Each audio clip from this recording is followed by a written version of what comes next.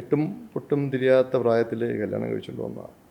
ഒന്നുമില്ല. ഒന്ന് 17 വയസ്സാണ് അന്ന് അവളെ കാണാൻ ചെല്ലുമ്പോൾ. 18 വയസ്സ് കഴിഞ്ഞ് 2 മാസം കഴിഞ്ഞപ്പോൾ ഞാൻ അവളെ കല്യാണം കഴിക്കുന്നു. അന്ന് എനിക്ക് 24 വയസ്സ്.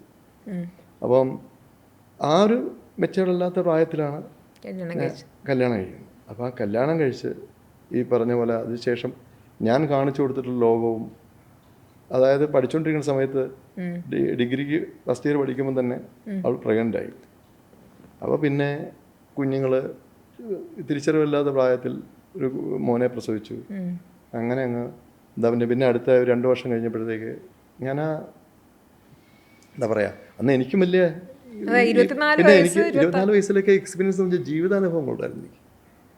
എനിക്ക് ഈ അവിടെയൊക്കെ ജോലി ചെയ്ത് എന്തിനും ജീവിതത്തോട് ഫൈറ്റ് ചെയ്ത് നിൽക്കാൻ എന്ത് ജോലിയും ചെയ്യാനും മടിയില്ല. അപ്പം ജീവിതാനുഭവം ഉള്ളതുകൊണ്ട് എനിക്ക് അന്ന് ഞാൻ മെച്ചൂർഡായിരുന്നു.